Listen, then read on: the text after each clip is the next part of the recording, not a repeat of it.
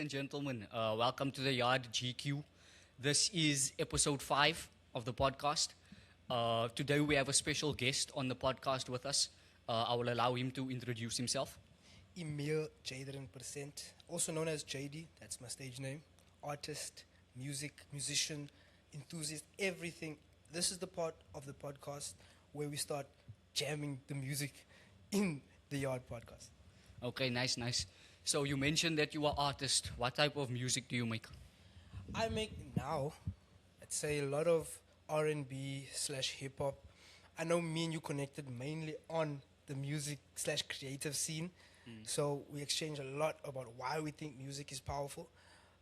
But yeah, R&B, hip hop. Okay, nice. Today though, we will not be discussing music.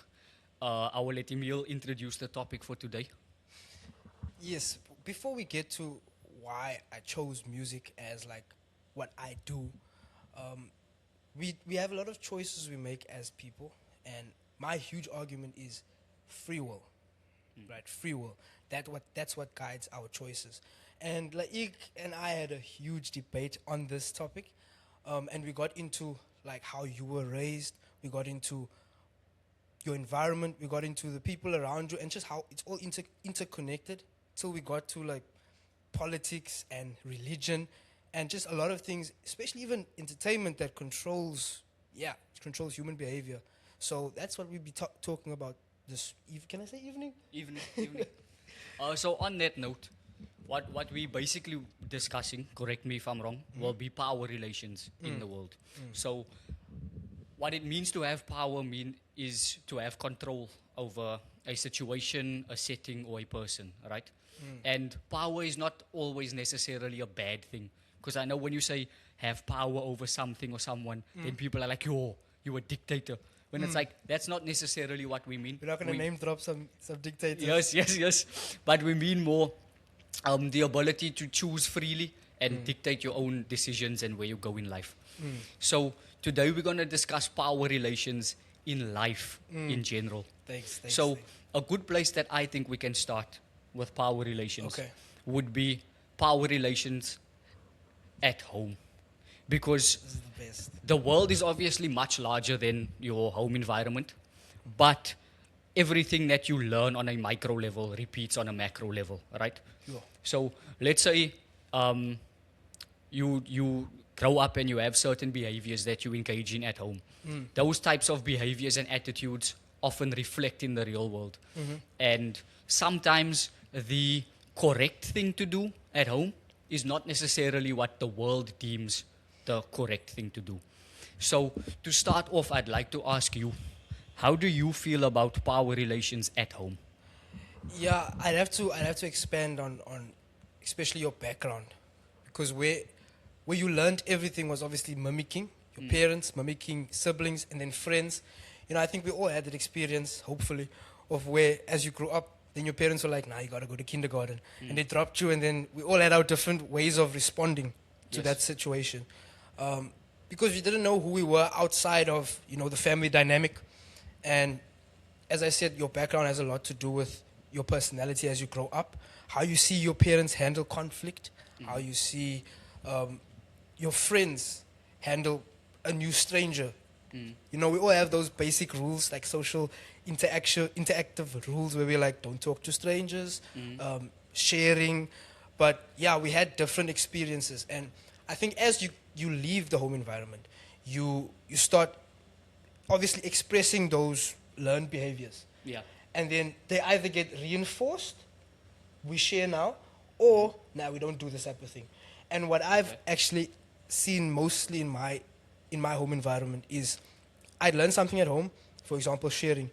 And then this is a personal story actually. I took cake on my birthday to school, in primary school, and there was no cake left for me. People cleaned house, and that hurt me. Like, I don't know why it hurt me, but nobody thought about, let's just at least leave one piece for the birthday boy. But that's why I found like, okay, sharing is a thing, but don't give to a point where there's nothing left for you. Or not saying don't think about yourself. So it's almost like even though you have these learned behaviors or guidelines from your house, you've realized that sometimes you have to adapt that in the real world. Yes. Because, like you're saying, with things like that, sometimes you can be taken advantage of. Not that them taking cake was taking advantage of you, but in a broader sense, people will take and not necessarily leave for you, whether it's money, whether it's an opportunity, whether it's a cake. Cake's the perfect segue, bro. So Okay. then we go to like how you distribute resources. I think a huge impact on your life choices is, of course, seeing how your parents, how your guardian. We generally, I think, project that onto the older, even if it's an older brother, like whoever's quote unquote the breadwinner. I think how they choose and what they are doing influences. I think you can't get out of that to what you're gonna do. Whether it's I want to do better, which is most of the time the case, you want to do better, or like along the lines, you have people who were teachers through the entire lineage, like grandfather, father. So Would you say trying to break that cycle? Like, let's say, for example, everyone in your family becomes doctors. Just an example. and that happens. People's families, you just get like a lineage. Yeah. It happens. So then, let's say an example like that for you. Do you feel like people's decisions on deciding their future, for example, because like let's say I choose not to be a doctor and I want to be a painter. Do you think that is heavily influenced by the family dynamic or the tradition in the family? In the beginning of the pod, I'm a huge proponent for free will. Like, I'll be open now. My father's a minister, and religion was a huge, Christianity in specific was a huge influence in my life. Religious principles. You got your 10 commandments. You got to sit down, stand up, sing hymns. Sing hymns, like music was also a huge thing there. And actually, can I touch on this? The repetition and I didn't have to consciously practice the Our Father. I heard it around us. There's different songs we sang. It was just like an unconscious thing that I think that they call it mirror neurons in the mind, apparently, to where you don't have to consciously do something. If you can just see someone doing it, it's like a monkey see, monkey do type thing. Yeah.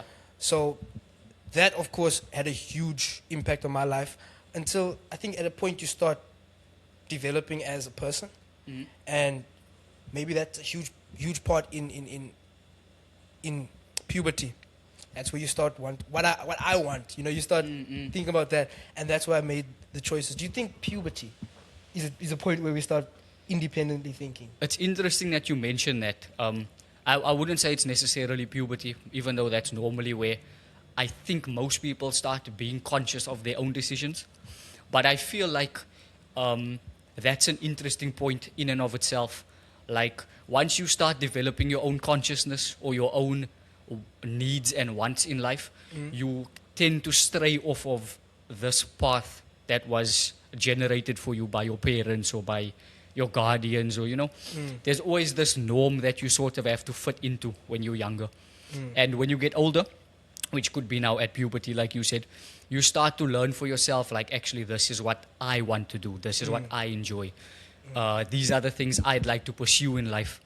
So it's interesting that you mentioned that, because I want to ask, do you feel like those conscious decisions to stray off of the path, if that's what we can call it, do you think those decisions begin at puberty? Or do you feel like some people realize these things before or possibly after? I'd like to hit on consciousness and how that works. Also, I'm not the best informed in this, but I'm super interested. That experiment where, okay, you probably don't, but you've heard of it, where they put a banana. The scientists had a banana in the middle of this room, and the monkeys would now obviously come to the center of the room and chase the banana, and they would let off a hose pipe as soon as monkeys tried to get to the banana, and they would not. They would realize that's the consequence of going to the center. Yeah. And over time, they realized, as they started shuffling and reintroducing different monkeys into the setting, they didn't need to use the hose pipe anymore. Until even the monkeys that initially had that consequence of the water, it's a totally new set of monkeys, but we just don't go to the center for no reason, and they didn't introduce the consequence.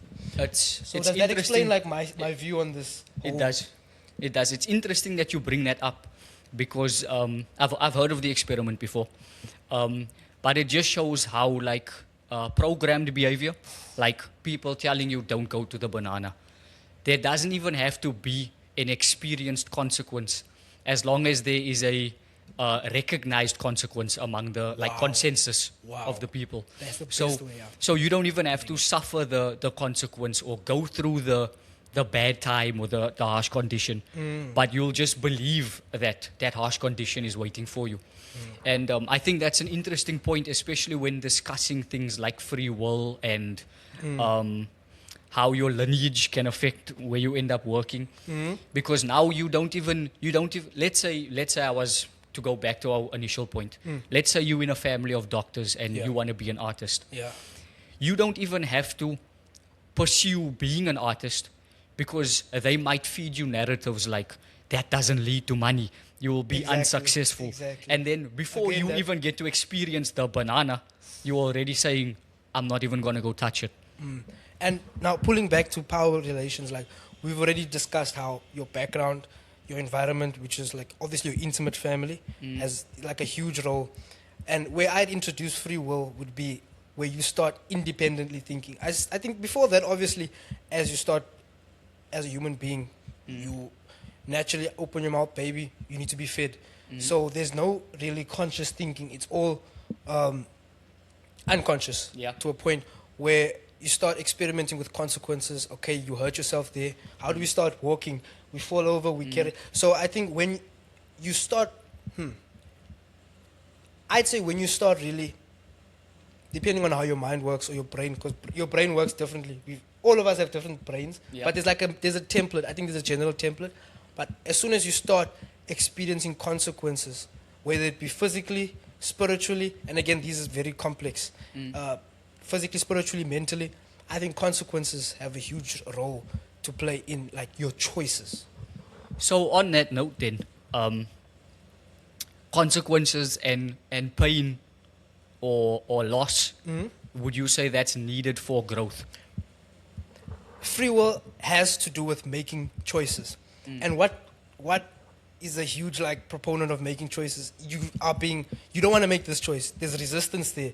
Resistance mostly is determined by there's a perceived painful experience, or you get just drawn to another.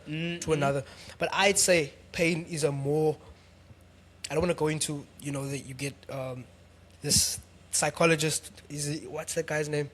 You get Carl Jung, and then you get the other guy. We talked about him. Where's he from?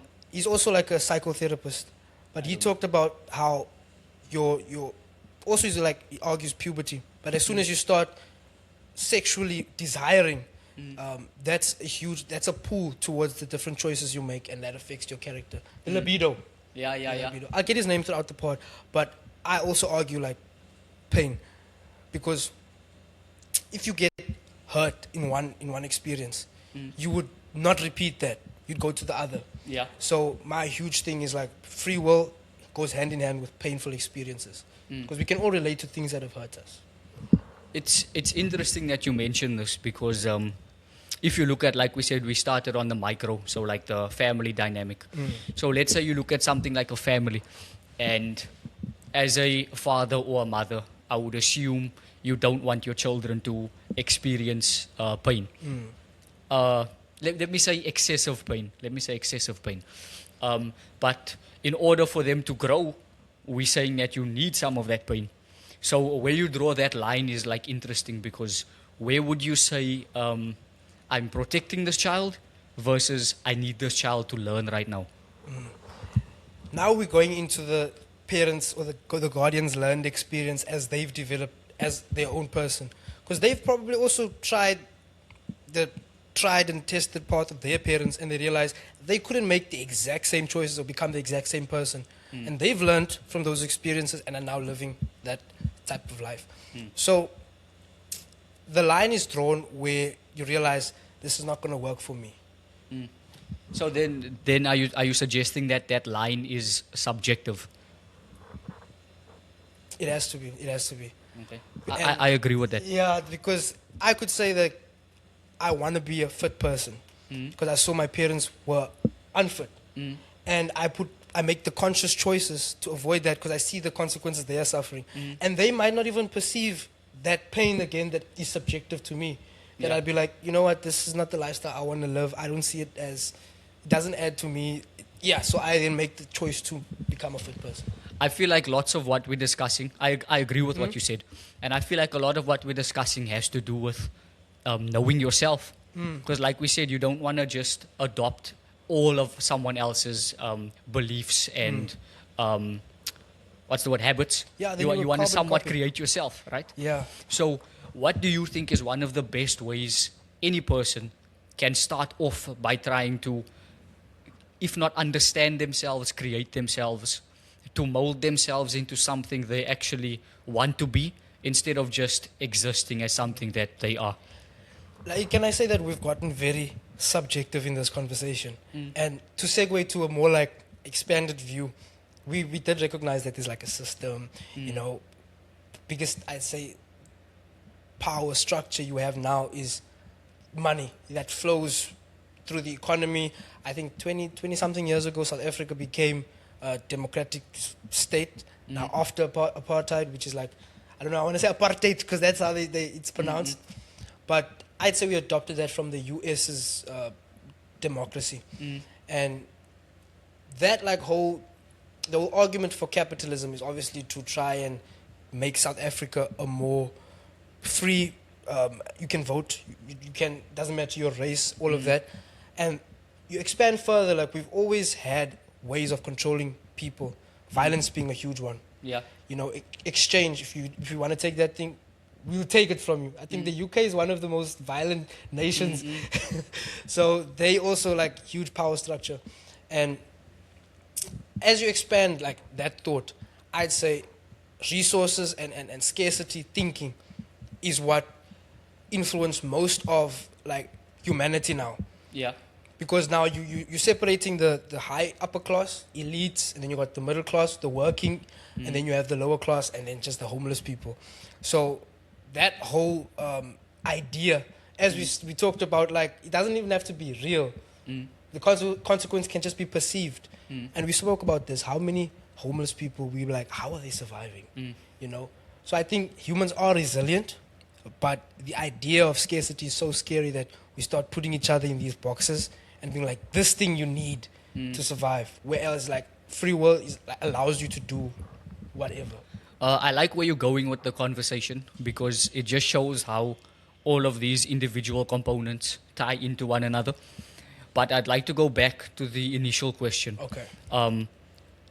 The initial question being, how do you think a young person can actually make sure that they are in control of their own destiny or life while not just robotically following A, B, C, X, Y, Z? What do you think on a micro level? Because I get what you were saying now. What you were saying now was more on a keep macro. the macro in yeah. Yeah. So more on a micro level, what do you think as individuals or as communities, what do you think we are meant to do in order to make sure that we head in the direction we actually want to end up at, you know? Yeah. Why I also mentioned like the macro is there's at different points. I'm speaking from a point where I'm not someone who I'd say was raised like in poverty. So I can have a skewed perception of like this macro, how the macro influences the micro. So I'd be like, money wasn't really a big power structure in my family because religion was. Yeah. But I can say that, okay, we've gotten to a point where we can exchange like globally now. We talked about technology and how fast that's influencing how we exchange things. But I don't want to get into that. But what a young person can do like is, you say life is chess, not checkers. So you have your own individual life, your own individual circumstances. And if you don't learn from the people around you or your environment, you're doomed to repeat that cycle. Okay. And you've heard the cycle. Now we're speaking about men now. They'd be like, strong men create good times. Good times create weak men, and then weak men create bad times. Bad times And then create so in the on. cycle. I actually spoke about this with a woman who studied psychology. She's a lecturer now, and she said, like, do I believe we're in a time where it's a weak times? I mean, a bad times, or yeah. She asked me where we, and I said no, we're definitely in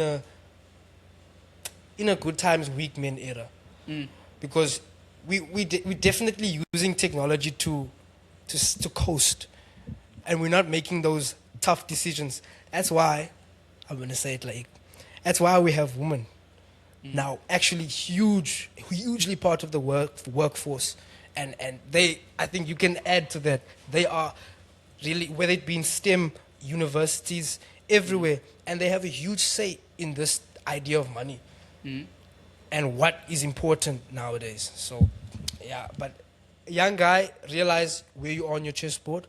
We're all in different places, but you have the opportunity to make different choices. As soon as you get someone who wants to stop you from exploring different possibilities and just thinking one way, that goes to your dictator. I'm not gonna name him. Okay. I see what you're saying. On the point of the woman that you said, I think it's a good, like you said, we created good times, right? So we're in these good times right now. And I feel like part of this good time has to do with the freedom that everyone has. And that means if you're black, if you're white, if you're colored, if you a woman, if you're a man, we have somewhat the same freedoms, you know? Debatable as to how equal and perfect the world is. Okay. But for the most part, everyone can do everything. Yes, A black guy can become a doctor, a woman can become a doctor, a white guy can become a doctor. Yes. The career fields are accessible to everyone, right? So the opportunity for success is accessible to everyone. Yes. Obviously, it's not perfectly fair in every single micro situation, but for the most part, it's equal. And I find it interesting that you mentioned that because, like you said, we're living in the good times right now. And one of my concerns, or I would say concerns for the future, is that sometimes the times get so good that even small, minor inconveniences and bad experiences end up derailing your whole idea of how good your life is or how bad your life is. So you get so used to these good times where we're all able to get any job. We're all able to work at any firm, at any school, we're all able to study at any university, attend any high school. Okay. Depending, obviously, if you can afford, but you are allowed to, Okay. right? So I feel like in that situation, we are in a excessively positive position compared to if you just go before 1994. If you go further before that, you get slavery, you get all these other things. Okay. So not to suggest that problems are gone, but I feel like we in a time where it's easier for us to flourish as people. You know, it's easier to make a name for yourself, to create success from yourself. Not that it's easy, but it's way easier than it used to be. I think we have, like, the country who's parading this is the US. We all see they are the entertainment powerhouse. They show everything. Even the UK, they show what the lifestyle looks like, and then the world sort of like is chasing that. But we see also now the consequences of having that much freedom. I mean, whether it be the liberalism that they have, and all the, you know, have you watched that? It's by Matt Walsh. It's What Is a Woman? Yeah. Have you seen that? How crazy I've seen it before. Not a lot of people are aware of how controversial, but it's a real issue that we're facing now. How much freedom do we actually, can I say need?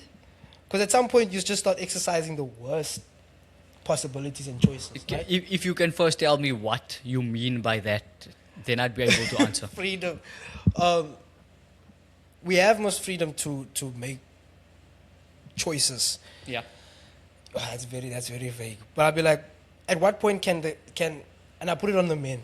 I always say men have because we've been the hunter-gatherers. You want to go into our physiology? We've been the hunter-gatherers. So what do we put in place to where we be like, this is not allowed anymore? Are we just going to allow these occurrences to just happen now because of this freedom? I would say it's difficult to limit freedom, because once you make a certain group of people free or a certain decision free, there's an endless like list of things that you can add to this freedom list, right? Yes. So the thing that I feel that's interesting about that is you can't. It's impossible to decide because who's going to draw the line? Because what you're suggesting now is that we draw a line somewhere and say after this line, there's no more freedom for these people. That's what you're suggesting basically. So what I'm saying is, in order to even decide that, who's drawing this line? And then that opens up so many doors to what type of background the person will have, where did they grow up, what religions do they follow, what cultures do they experience, what just philosophies do they have on life. Because then this person's ideas will be dictating everyone's idea of this is correct and this is incorrect. Which is why I feel like the question you asked is a good question, but to answer it is extremely, extremely complex. Like how, just to simplify, like we're discussing this in, like, would you say in parallel to how we've evolved as people, right?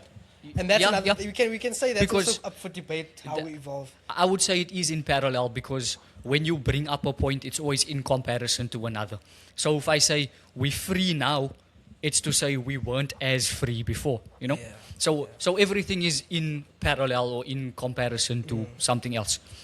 So I'm not oblivious to the fact that definitely the US is leading in how free things get. You know, the American dream. You don't have any other country that will parade that same propaganda has been pushed like them in their media campaigns they have idealized what, you know, should be the standard, the way of living.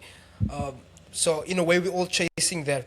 But I'd say in that keeping to that parallel, what's the next step in evolution? Because we talked about, do we get more free will or do we get less free will? Because all the time with money, because we've abolished slavery. It's crazy when you say that even. Can I jump in here? Yeah, That's you fine. can. You get what I was saying. It's crazy that you mentioned that because even if you look at this idea that you said, like we getting more advanced or more freedom or more satisfaction from life, you know.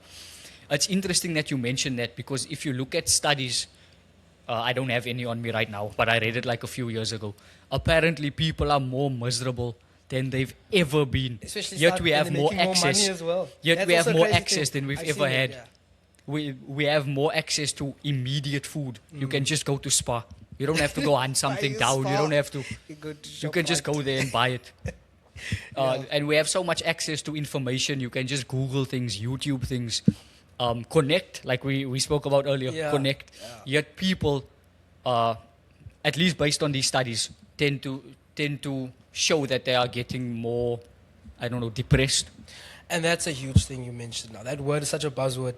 And I think after, I can say COVID, right? After COVID, we've seen more of these depression rates like increase. When I went back to high school, like I was in grade 10. I remember just hearing a random teen just speaking about like the pills they were on, what do they call it? Antidepressants. And I was like so shocked because they were mentioning it like it's such a, like it's a normal thing. Like it's a casual thing. And I was like, this is not good that you're medicating young people. And yeah, I can go into the scandals of how I think COVID went down, but I don't want to move too far from independent thinking. Next episode. Ooh, stay tuned.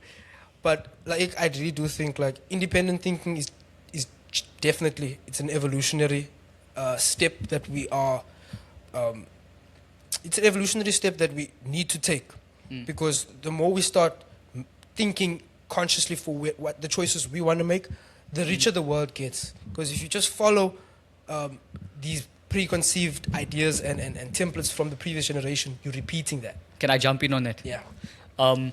There was this idea with genetics that used to go around, where one of the reasons you don't want too many people of the same like family lineage or genetic code, one of the reasons you don't want too many of the same people is because then they have the same weaknesses. So if I if people in my family tend to go blind by like 50, and we uh, have an excess amount of my genes in the world, that will mean that eventually all the people end up picking up these same deficiencies, I guess, if that's what I can call it. Deficiencies, yeah. So, in order to prevent that, you need to have diversity, so that even if I go blind at 50, Emil has some strength that allows him to see perfectly fine until he's 70. But then he might have his own weakness where he loses his walking ability at 65, and that runs in his family. And these things carry through, right?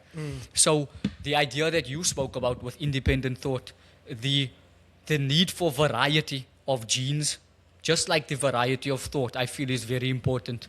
Because in the same way, if everyone was going blind from my genes, imagine everyone was thinking in the same quote unquote incorrect way, because we're going off of the same like conscious thought. Wouldn't evolve. Exactly. Instead of having the variety, which will obviously lead to like, some psychos and some extremely smart people. But I feel like you need that spectrum of people for it to operate. Yeah, that's like the best way of putting it. And yeah, this is gonna be your biggest video. Watch this. Now putting that now as the forefront. We want variety. We want people to be on a spectrum.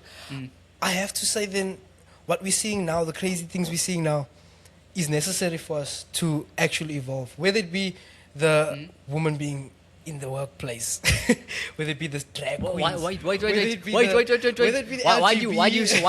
you say it like that? Like, do you have like a more traditional view where women shouldn't be in the workplace? Okay, you knew you were gonna get on that point. Again, I blame the guys. I blame the guys for everything that we've allowed. I'm not putting women down in any way, but physiology is your barrier. You talk about the glass ceiling. It's not a glass ceiling. It's a physiological ceiling. I would say 9 months out of the workforce because you are pregnant. Like, I would say that is. I don't agree with that. Let me explain why. I don't agree with that. Because going to the moon. Firstly, 9 months out of the workplace, obviously, that's just in order for the population to keep existing. 9 months out of the workplace is worth it. So I'm not going to touch more. I'm not going to touch more on that. In order for people to keep existing, 9 months out of the workplace is a perfectly fine sacrifice. I'll just leave that one at that, because that's not like I can't. My mind can't be changed on that, and I don't know if yours can. So I'll leave that one out. And then secondly, why I think women should be in the workplace. If you Google the amount of inventions that actually were created, most of them are obviously by men. But if you Google the amount of important inventions that came from women in all types of fields, like medical fields, engineering fields, where they just did not get the credit for these things because obviously patriarchy at the time, even though I don't think the patriarchy is as prevalent as they say it was back in the day. It doesn't exist like that right now. But back in the day, there were definitely cases where women came up with solutions to things, and after the guy did it, he was the one that got the credit. I don't know how many there are, but I've read up on a few of them already where they suggest GPS that. was made by a woman, bro. So then my point being, if women were not in the workforce and you didn't have a GPS, not obviously eventually somebody would have maybe thought of it, but you wouldn't have had a GPS. Then what? So to take them out of the workforce, I understand, like in a traditional way, but they have so many things that they bring to the table also that benefit society. That in order to just take them out completely, you might be shooting society in the foot. So I'd like to know what's your view on that. No, we spoke about all of the the What Is a Woman documentary, all the crazy things that's the LGBTQ. I'm not saying these things don't deserve to be.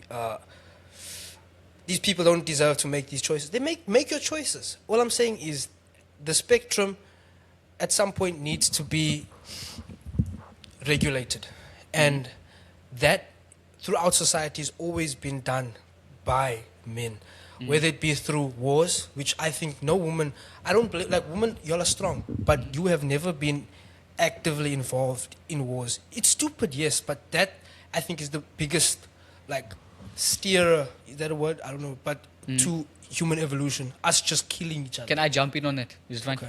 Okay. Like you said, now men were like the main deciders of where these things Because if go. there's no people, But like, how much of men deciding what direction to go in was because they had the best decision, and how much of it was that they had the loudest voice because of things like the patriarchy and things like that? Because I have a beautiful point for that. There's been times, and I'll even go personal, where my mother has made the choice, or has even given the opinion that would have been the correct choice, but she couldn't follow through with it, and my dad ended up making the wrong choice, but he made the decision. So what I'm saying, my point being, women might have the good and even the ideas that might need to be out there for us to take a step forward, but they don't seem, maybe physiologically, maybe that's a physiological barrier that they can't get past in terms of us as a species. But the people who make the decisions, Christopher Columbus, is that the guy who found America? Yeah.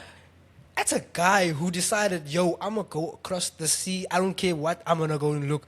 So I'm not discrediting women. I'm just saying, as guys, we are the more disposable species compared to like the woman. Because they have that way to take humanity, to bring a human into this world, they need that time where they just are docile.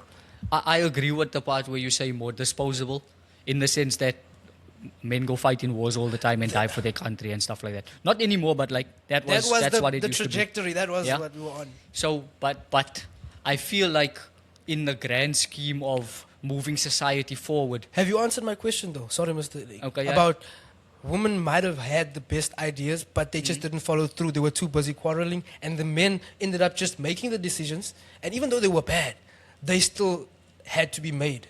I don't have enough research on factual events that happened. You can like go that. into the workplace. But I You've would say, seen this. but that difference wouldn't be the difference between men and women. That's the difference between being assertive and not being assertive.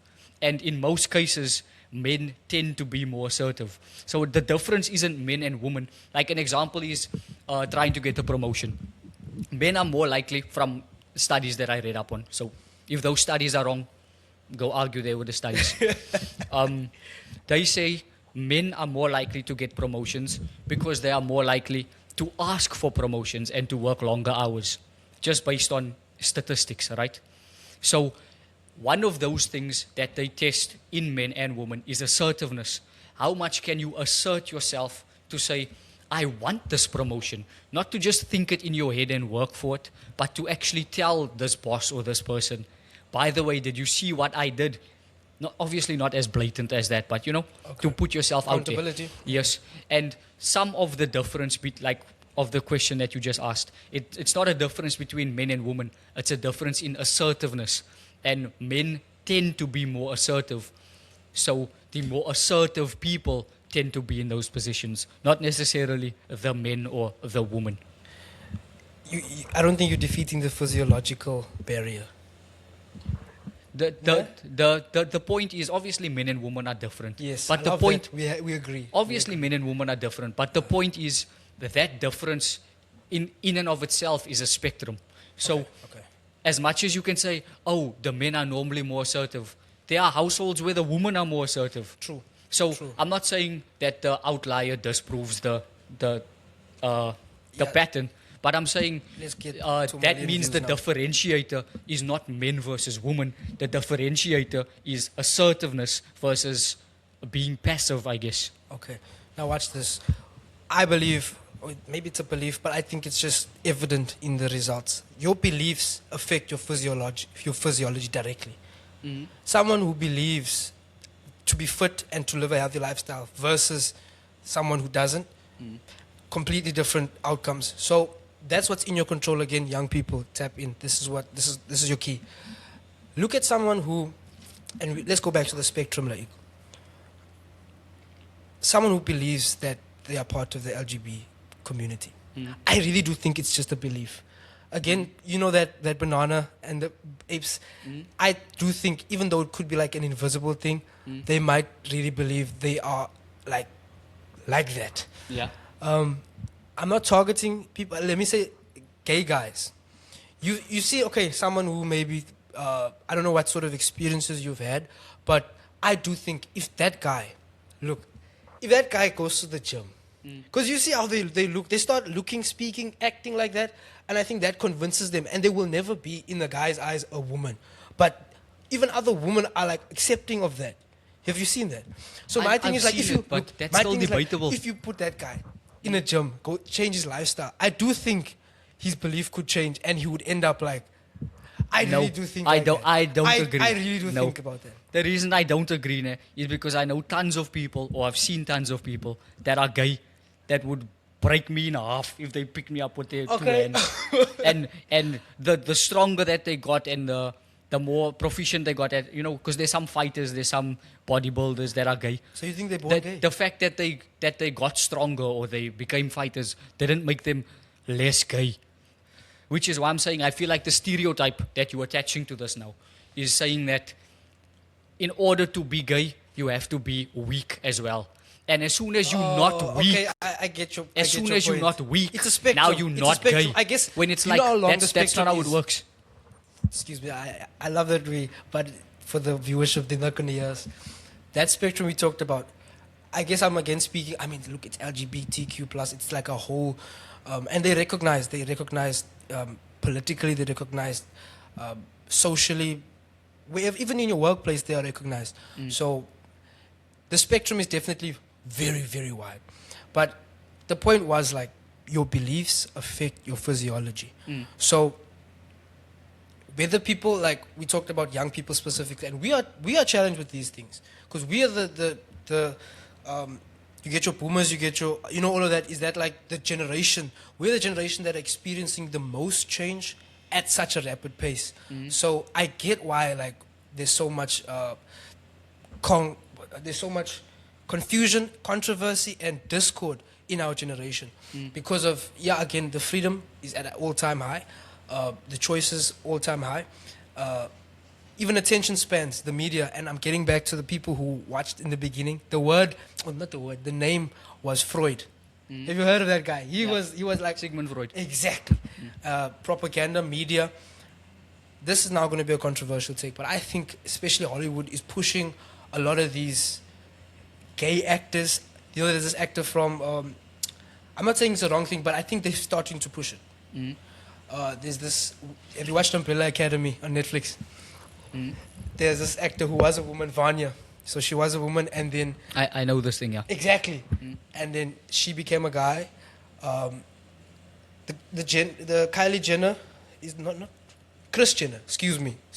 Kris Jenner is now a female. Caitlyn Jenner. Exactly, and that she was champion. She was announced Woman of the Year in some. That is. Can I come in on that point? Let me come in on that point. I'm tagging you in. Let me come in on that point. That to me, nah. Like you can be whoever you want. You can be whoever you want. You can identify as whatever you want. Freedom. You can dress however you want. You can even do whatever hobbies that you want. Have whatever sexual orientation that you want. Wow. That is fine. That to me is insane. Because like a good example I can think of is like there was this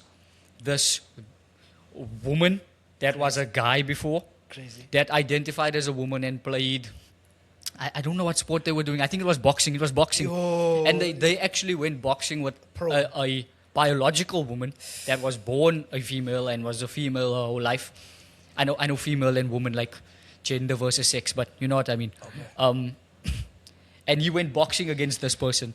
And they... She went boxing. Yeah. She Okay. went boxing against a biological woman, and they almost killed the biological woman. So for me, there is a point where I draw the line where it's like physiology barrier. exactly where it's like in a competitive sport or especially something physical like boxing. That's where I do feel like you could say, "Whoa, surely these people aren't supposed to be fighting. This guy and this a woman, they're not supposed to be fighting, right?" And like in terms of the Caitlyn Jenner thing you said, was there not a biological woman that could have got that award? There was no biological woman deserving of that award. Media. So I do get where you're coming from, but in terms of the them wanting to identify as a guy or identify as a girl, I don't care much for that. I care much more for the fact that you are taking away from people that could be deserving, because you are being placed into this field based on what, even I don't even know what we call it, based on that you identify as something. It's the hype, man. It's the hype. So you believe also that we're pushing this. The media, the media machine is pushing this. In the algos, like... I don't think it's being pushed as much as it was being pushed a few years ago. But I think there's more of a resistance to it now than there ever was. But I don't think it's being... what's the opposite of pushed? It's not being... like slowed down, I guess. I don't think it's being slowed down, but I don't think it's being pushed as hard as it was. Censored.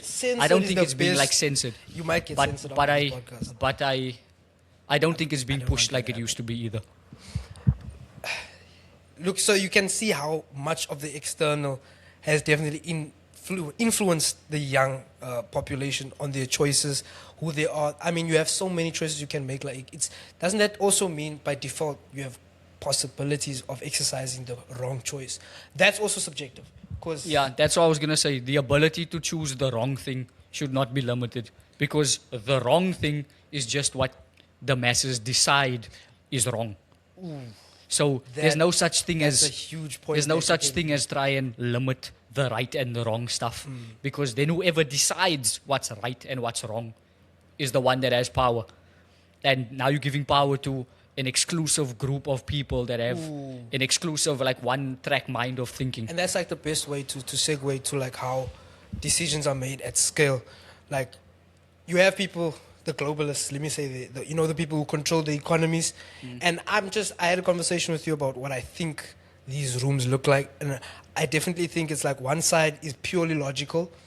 Put in X, you get out Y. This is the result we want. Versus the purely... I wouldn't want to say emotional, but I'd want to say spiritual side, to where we'd be like, people don't feel good when they do this. Yeah. You know, they have to, even though it's illogical, because you want the economy to grow, by default that means people need to be more productive. There's things you put in place, but you can't push them like slaves. Yeah. You know, because that was what we did. We used other people to push this money into the system because we want X, we want to do this. And not to say it's bad, but it wasn't the correct way of doing things. So we changed it, came up with money. It has its limitations as well. So we discussed now independent thinking, that's needed. New choices need to be made. We've seen the spectrum. So these are all interrelated. Personal, if we go back to the personal, do you think like the time you're born in, like, versus obviously we went like through the psyche, through your free will. You say you don't believe in free will because of all of these factors that surround you, right? I didn't say I don't. I said it's debatable. It's debatable. Yeah. So for the sake of the pod, can we say you're on the opposite side? No, because it's not my point of view. No. Okay, then let's go according to like if there is free will or not. But my thing is, in order for us to have a more rich, a more inclusive world where we can have independent thought, free will is a component, because you cannot be forced into a specific way and that be a free society with a lot of people expressing these varied and have the spectrum. So my point being, the next evolutionary step, I don't know, it might be the chip, it might be the pill. I don't know, where they put like a pill in your wrist where you can pay, you can like all of the next technological step. I don't know what it's going to be. People have debates whether it's like the mark of the beast, and that's another controversy. But I definitely think having a new perspective and not being so isolated in your worldview, independent thought, you need to have that new perspective. Because we spoke about it, like a boy from Shorterville might not ever in his life experience going to Dubai and knowing that there's that. But the internet gave that sort of, just introduced that idea. It's not fully there yet. We're not fully there with that new perspective. But I think technology is definitely a component to pushing independent thought, and that just makes free will more of a possibility. Can I say that? Because before that, we didn't have free will. I see you sort of tying all of the points that we made into one. But does that make sense? What I'm It saying, does like make sense. free will, in a way, could be an evolutionary step. It could be, No? but that debate is then whether free will exists or not. 'Cause Which then is, I'm yeah, back- it would be I'm too back much. there. That's why I'm saying it would be too much to get into. Episode, another To episode. summarize the episode, or just to close off, I'd like to just get your final takes on what should people do in order to make sure they dictate and control their own lives, Okay. and if there are any examples that you have in your life where you were aware that you were taking advantage of your free will or of your independent thought, Okay. where it moved you in the correct Yes, direction. Yes. Let me end off by saying thank you so much for having me on the pod. Like Pleasure. the Yard podcast, going places. I've had a lot of idols in my life, mainly being my dad, and where I realized that I can't just copy everything he does because of the consequences I had. Like, it's not my dad experiencing them, it's me that's experiencing these consequences, whether it be like my worldview being so isolated, like Christianity, everyone needs to have these principles. Why aren't you like this? You shouldn't be like that. That limited my capacity for connection, that new perspective. So that resistance, I think, was the best thing that could have happened to me, because we all need role models. J. Cole said, like, no role models, you know, and music is a huge part in my life. The ABCs, this is just a side note, the ABCs were learned by Twinkle Twinkle Little Star. Your alphabet, like, I think music is behind a lot of how we learn things, whether it be rhythm, alliteration, even, what's the word, onomatopoeia. That's the sounding of sounds. It's very big. How that impacted my life beyond words. So having something that connects with you on that emotional level, I think humans are, it's a generally emotional experience that we have, and we emphasize connection. The only way we can connect with one another is if we see each other from our different perspectives, because we are not all the same. Like we argued, there's a spectrum, and I'm accepting of different people's opinions, and I'm glad that the Yard podcast is a free speech podcast, and this is where we get to explore these opinions, and we can regulate, we can self-regulate. We don't need a dictator, we don't need a dictator. So what a young person can do, please just self-analyze. We spoke about it. Make sure the choices you're making, are they really from you, or are you copying them? And the only way is to self-analyze, whether it be journaling, whether it be even speaking to someone about those thoughts you have at the back of your mind, because you might not be the only person who is thinking about that. And have a role model that you know you want to be like. Mine is Kanye. Why? Because I think we need free speech. Even Elon was like, you know, they asked him who was his role model. It was Kanye. He said it. But have a role model that you want to idol. And I'm not saying you have to be him. You can't be Ronaldo. Be the best soccer player you can be if you want to be a soccer player. And yeah, we give credit to these guys, but they're the best of who they can be. Third, I think for whatever life you lead, be grateful, because you might not be Messi, you might not be Torres, you might not be Zidane, you might not even be Romeo, but you can be the best soccer Shout out player. Kermit Erasmus. We want you on the pod. You might not be Romeo, but please be the best you can be and be grateful. Because I think it doesn't matter. You don't have an excuse in this life to not be grateful for what you have. Because we have different things, we do different things, but gratitude, in order to live life, you need to be grateful for that next step. Does that make sense? Yeah. I hope that makes sense. It does make sense. Thank you for answering the question and wrapping up the podcast. This was The Yard, episode 5. We will be back probably next week. Thank you for tuning in. Stay tuned. Thanks, guys.